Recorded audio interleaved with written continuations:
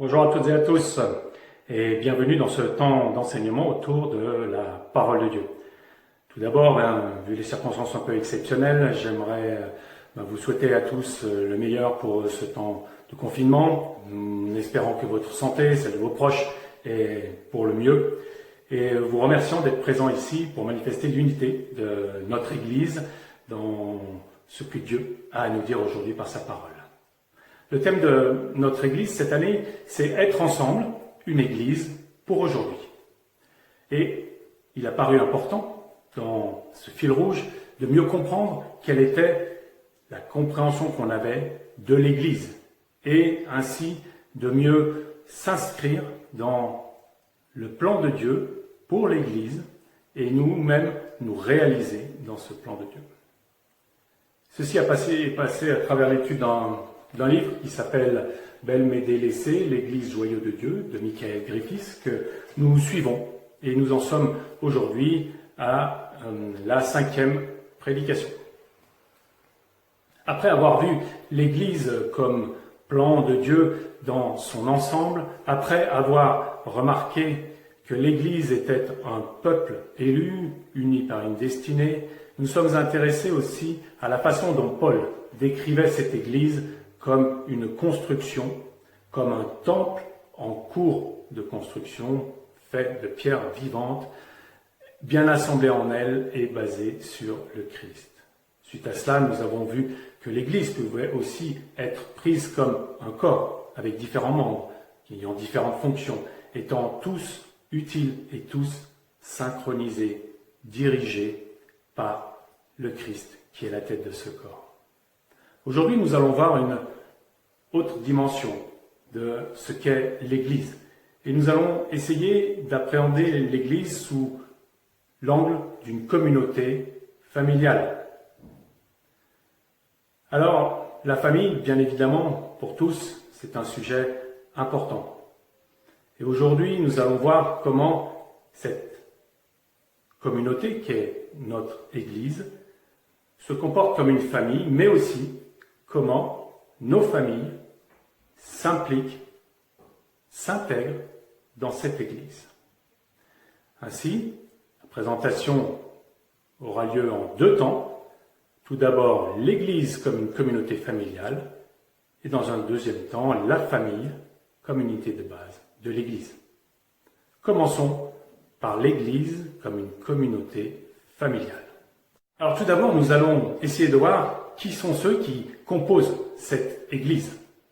Et avec Paul, nous pouvons lire en 2 Corinthiens 5, au verset 17, que si nous sommes en Christ, nous sommes une nouvelle création.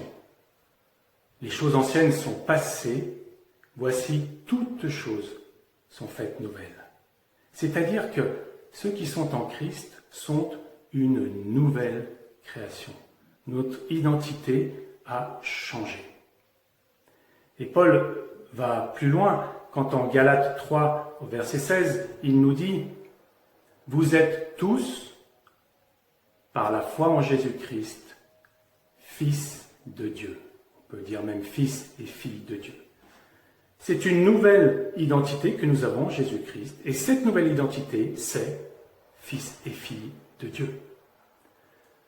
Cela nous pose la question de nous dire que cette nouvelle identité, pour s'épanouir, a besoin d'un cadre dans lequel elle s'épanouisse. Tout enfant dans une nouvelle famille a besoin de ses parents, de ses frères et sœurs, pour apprendre le langage, pour se développer. De la même manière, une nouvelle création dans le royaume de Dieu et dans la famille de Dieu a besoin d'être immergé dans cet environnement. C'est un peu l'image que vous pouvez connaître du livre de la jungle, où Mowgli, cet homme, par nature, par identité, est élevé au milieu des loups, et donc passe tellement de temps avec eux qu'il s'apparente à eux dans le langage, dans la démarche, dans les comportements, bien qu'il soit un homme. Alors, cela nous fait dire que cette nouvelle identité, cette identité de fils, nous avons à la développer. Et pour la développer, nous pouvons nous poser la question du temps que nous passons à rencontrer des gens qui partagent cette même identité et des gens, un environnement qui va être propice à son épanouissement. C'est le premier point, c'est le point d'une famille par identité. Le deuxième point que nous aimerions développer, c'est le point de l'intimité. Paul, en Galates 4 au verset 6, va plus loin dans son idée et il nous dit « Et parce que vous êtes fils, Dieu a envoyé dans votre cœur l'esprit de son Fils, qui crie « Abba, Père ». Voilà cette deuxième notion, la notion d'intimité. Dieu veut être dans une relation affective avec nous. Abba, Père, c'est un synonyme affectif de ce Père aimant, de ce Père qui veut, tout en douceur, nous accompagner, nous accueillir dans sa famille. Alors nous vivons ça aussi quelquefois dans nos familles, avec nos enfants. Ils nous appellent régulièrement papa ou ils nous donnent des surnoms quand on a besoin d'intimité, quand on a besoin d'une relation un petit peu plus forte, quand on fait un câlin, quand on a besoin de matérialiser, on peut s'appeler daddy, on peut s'appeler papou, on peut s'appeler papounet. Il y a beaucoup de surnoms qui traduisent que dans la famille, à l'instar de la famille de Dieu, et dans la famille de Dieu, à l'instar de la famille, des relations d'intimité avec Dieu sont de mise. Et plus encore, Paul nous dira en Éphésiens 2, verset 19, « Ainsi donc, vous n'êtes plus étrangers ni résidents temporaires, mais vous êtes, au contraire, concitoyens des saints et membres de la famille de Dieu. » Paul nous dit une deuxième chose ici, c'est qu'après avoir été introduit dans cette identité de fils, dans une identité de fils qui est dans l'intimité du Père, nous sommes introduits dans la famille de Dieu en tant que concitoyens, en tant que frères et sœurs, en tant que co-héritiers, dira-t-il un peu plus loin. C'est-à-dire que cette relation d'intimité se vit aussi avec nos frères et sœurs dans la foi. Et on le vit bien au niveau d'une famille. On sait bien que la famille n'est pas complète et cela peut jouer sur la joie qu'on a d'être ensemble. Typiquement, quand dans des circonstances on ne peut pas voir tous ses enfants, on est un peu peut-être frustré, on a envie de partager. Eh bien, dans la famille de Dieu, c'est la même chose. C'est la même chose. Chacun apporte quelque chose et on a besoin de tous afin de grandir, afin d'échanger, afin d'être dans un environnement propice où l'amour guide tout et où on va pouvoir collectivement grandir dans la foi. Chacun, finalement, est une partie de Christ. Et il est important que chaque partie de Christ puisse être réunie dans l'intimité, pour qu'ainsi la communion puisse se vivre pleinement. C'était le deuxième point, l'intimité. Le troisième point, c'est un point de bénédiction, de joie. La famille, telle qu'on la conçoit souvent en nous, c'est quand même un endroit où il y a de la joie, un endroit de bienveillance, un endroit où on est heureux quand on est ensemble. Eh bien, la Bible reprend cette notion pour ce qui est de l'Église, pour tout ce qui est de la notion de frères et sœurs qui, ensemble, trouvent au contact de Dieu la bienveillance, l'amour et la paix. David, dans son psaume 133, nous dira « Ah, qu'il est doux, qu'il est agréable pour des frères de demeurer ensemble. » Et un peu plus loin, il dira « C'est là que l'Éternel donne la bénédiction, et plus que la bénédiction, la vie pour l'éternité. » Voilà le cadre dans lequel Dieu veut que nous évoluions, un cadre de bénédiction, un cadre de vie, et de vie pour l'éternité. Et c'est ce que nous sommes appelés à vivre les uns avec les autres, à nous formuler, nous imaginer que nous sommes cette famille de Dieu, que notre nouvelle nature nous introduit dans une dimension supérieure, que nous avons à cultiver dans l'intimité et dans la joie.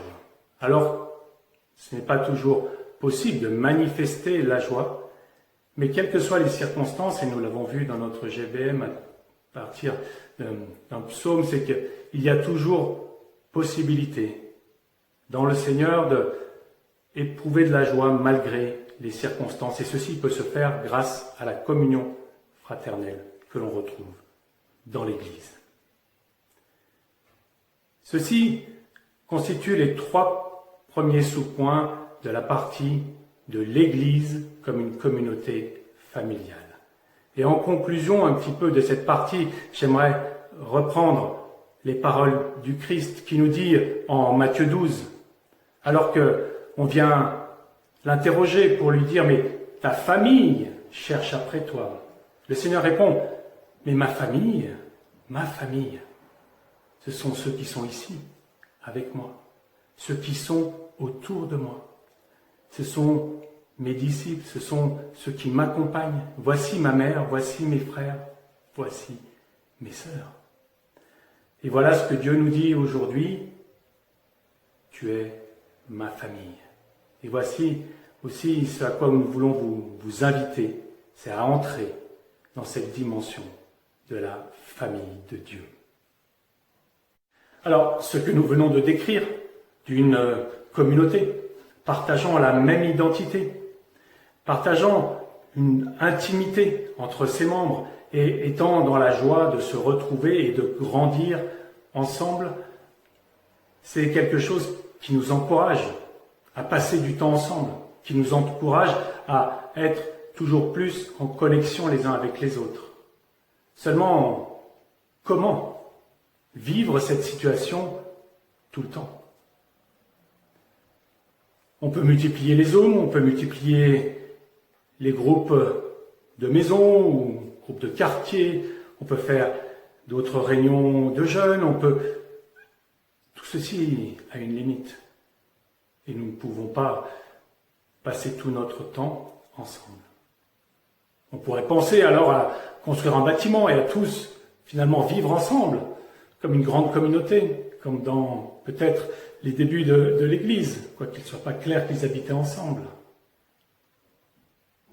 Je ne crois pas que ce soit la solution dans l'environnement dans lequel nous vivons, parce qu'il y a une autre solution pourvue par Dieu et qui est beaucoup plus adaptée. C'est la famille. Et c'est ici notre deuxième partie. Dans quelle mesure la famille, telle que nous la connaissons, est l'élément de base de l'Église? Il est vrai que nous compartimentons souvent notre famille, peut-être, et l'Église. Quelque chose de symptomatique dont je me suis aperçu, c'est que souvent je dis à ma famille, allons à l'église, ou on va à l'église. Et c'est rare que je leur dise, on est l'église. Alors, pour mieux comprendre dans quelle mesure la famille, en tant que telle, est ce premier foyer de la famille de Dieu, eh bien, nous allons nous replonger dans ce qu'est la pensée de Dieu pour la famille. Quel est le plan de Dieu pour la famille? Et nous retrouvons ça en Genèse 1 et Genèse 2. Genèse 1 crée l'homme, voilà, Dieu crée l'homme à son image, les crée hommes et femmes et leur donner un mandat de croître, de multiplier et de soumettre la terre. Et Genèse 2 nous donne des détails. Dieu tire la femme d'une côte de l'homme. Et celui-ci, à son réveil, s'extasie en disant « Ça y est, enfin, celle-ci est la chair de ma chair et l'os de mes os. » Et il continue en disant « C'est pourquoi l'homme quittera sa famille. Il quittera sa famille et il s'attachera à sa femme. Et les deux ne seront qu'une seule chair. » Et Genèse 1 finit le 6e jour en disant « Et Dieu vit cela, et cela était très bon ». Tout ça pour dire que le plan initial de Dieu pour l'homme, c'était la famille, et cela était très bon. Donc le plan de Dieu pour la famille est très bon, chers amis. Et ce plan de Dieu pour la famille rejoint le plan de Dieu pour l'Église. Bien évidemment, nous pouvons voir que le Christ est celui qui a quitté la proximité du Père pour venir s'attacher à celle qui est son Église et pour la ressusciter avec lui, ce que nous avons vu dans le salut, le but du salut. Ce modèle est un modèle idéal. Et ce modèle idéal, avec la chute, est tombé.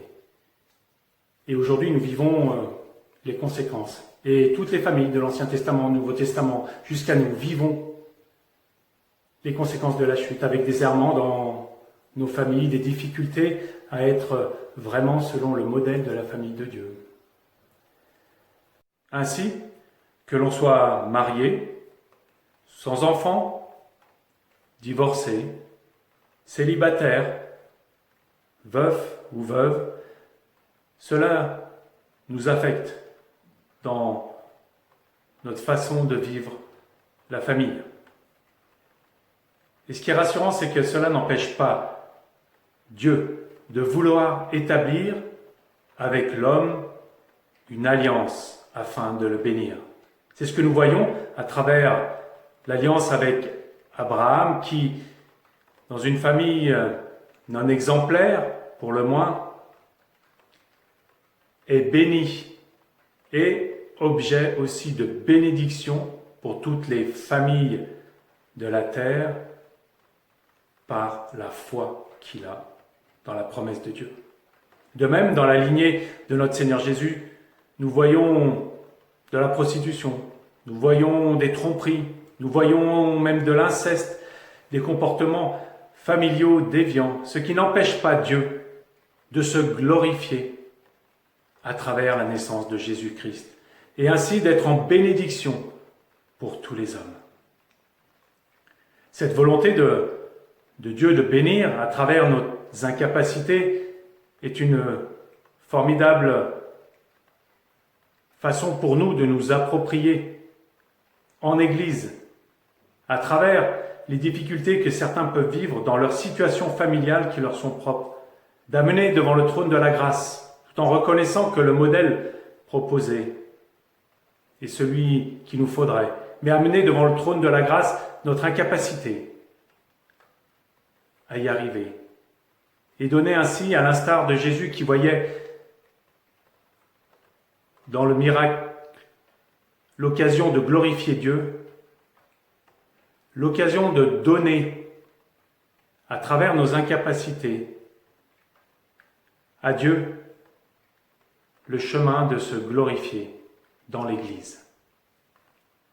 Et c'est ce que nous voyons de manière formidable dans l'Épître aux Éphésiens, où Paul, au chapitre 5, va développer, au chapitre 4 et 5 d'ailleurs, tous des exemples pratiques pour l'Église de comportement, et notamment vers la fin du chapitre 5, des exemples pratiques pour l'homme et pour la femme, dans le cadre de cette famille de Dieu, comment il faut se comporter. Et j'aimerais juste lire avec vous un verset qui va nous permettre de faire le lien entre ce que nous avons lu sur Genèse et sur l'Église, famille de Dieu. J'aimerais lire avec vous Éphésiens chapitre 5 et donc le verset 29. Jamais personne n'a détesté son propre corps, au contraire il le nourrit et en prend soin, tout comme le Seigneur le fait pour l'Église. Parce que nous sommes les membres de son corps, formés de sa chair et de ses os. C'est pourquoi l'homme quittera son père et sa mère, s'attachera à sa femme, et les deux ne feront qu'un. Le mystère est grand, ce mystère est grand, et je dis cela par rapport à Christ et à l'Église.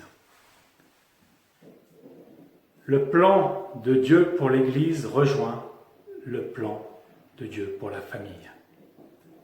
Et l'Église, famille de Dieu, est le lieu d'épanouissement aussi de la famille.